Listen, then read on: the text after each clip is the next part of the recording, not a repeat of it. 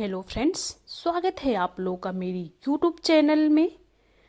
आज की कहानी है जब सत्यभामा को हुआ रूप का अहंकार। एक बार भगवान श्री कृष्ण अपनी द्वारका नगरी में रानी सत्यभामा के साथ सिंहासन पर विराजमान थे। उनके साथ ही गरुड़ और सुदर्शन चक्र भी बैठे हुए थे।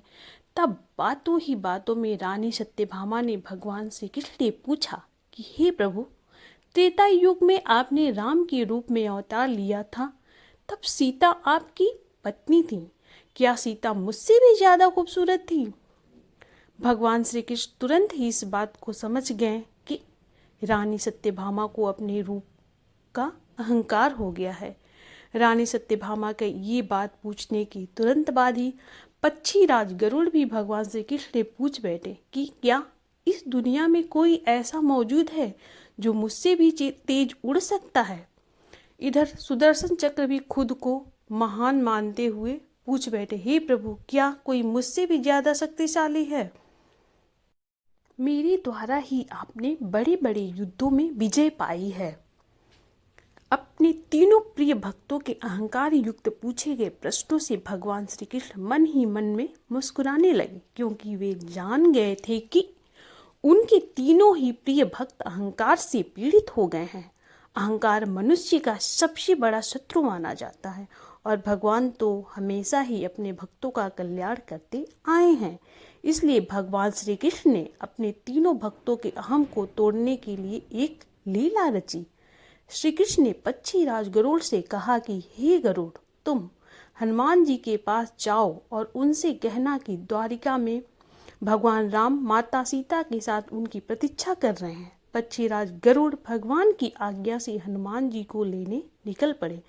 इधर भगवान श्री कृष्ण ने सत्यभामा से कहा कि हे देवी, आप सीता के रूप में तैयार हो जाइए। और स्वयं द्वारिकाधीश भगवान श्री कृष्ण ने राम का रूप धारण कर लिया। अब श्री कृष्ण ने सुदर्शन चक्र को आज्ञा देते हुए कहा कि तुम महल के प्रवेश द्वार पर पहरा दो और ध्यान रखना कि कोई भी मेरी आज्ञा के बिना महल में कोई प्रवेश न कर पाए। भगवान की आज्ञा पाकर सुदर्शन चक्र महल के प्रवेश द्वार पर तैनात हो गए। पक्षीराज गरुड़ ने हनुमान जी के पास पहुंचकर कहा कि हे वानर श्रेष्ठ, भगवान राम माता सीता के साथ द्वारका में आपसे मिलने के लिए प्रतीक्षा कर रहे हैं, इसलिए आप मेरे साथ चलें। मैं आपको अपनी पीठ पर बैठाकर जल्दी ही आपको वहां पहुंचा दूंगा। हनुमान ने विनयपूर्वक गरुड़ जी से कहा, आप चलिए, मैं भी आता हूँ। पक्षीराज गरुड़ ने सोचा, पता नहीं यह बूढ़ा दिखने वाला बानर कब तक पहुंचेगा। खैर, मुझे द्वारका भगवान श्री कृष्ण के पास चलना चाहिए। ऐसा सोचकर पक्षीराज गरुड़ तेज गति से द्वारका की ओर उड़े चले। महल में पहुंचकर पक्षीराज गरुड़ देखते हैं कि हनुमान जी तो उनसे पहले ही महल में प्रभु के सामने बैठे हैं। तब गरुड़ जी अहम टूटा और लज्जा से उसका सिर झुक गया। तभी श्री राम ने हनुमान जी से कहा कि पवन पुत्र, तुम बिना आज्ञा लिए महल में कैसे प्रवेश कर गए? क्या तुमको किसी ने प्रवेश द्वार पर रोका नहीं? हनुमान ने कहा कि हे प्रभु, आपसे मिलने से मुझे इस चक्र ने रोका था, इसलिए मैंने इसे मुंह में रख लिया और मैं आपसे मिलने आ गया। मुझे क्षमा करें। जब हनुमान जी ने हाथ जोड़ते हुए सिर झुकाकर अपने मुंह से सुदर्शन चक्र को निकाला और प्रभु के सामने रख दिया। अब भगवान श्री कृष्ण मन ही मन मुस्कुराने लगे। फिर हनुमान जी के ने हाथ जोड़ते हुए प्रभु श्री राम से पूछा कि हे प्रभु, आज आपने माता सीता के स्थान पर किस दासी को इतना सम्मान दे दिया है कि वह आपके साथ माता सीता के सिंहासन पर विराजमान है? हनुमान जी के मुख से ऐसे सुनते ही सत्यभामा का अपने रूप रंग को लेकर जो अहंकार था वह पल भर में टूट गया।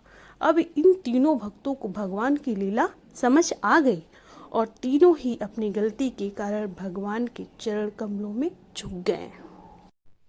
इस कहानी का सार यह है कि जीवन में हमें कभी अहंकार नहीं करना चाहिए, क्योंकि जरूरी नहीं है कि जो आज आपके पास है वो कल भी रहेगा।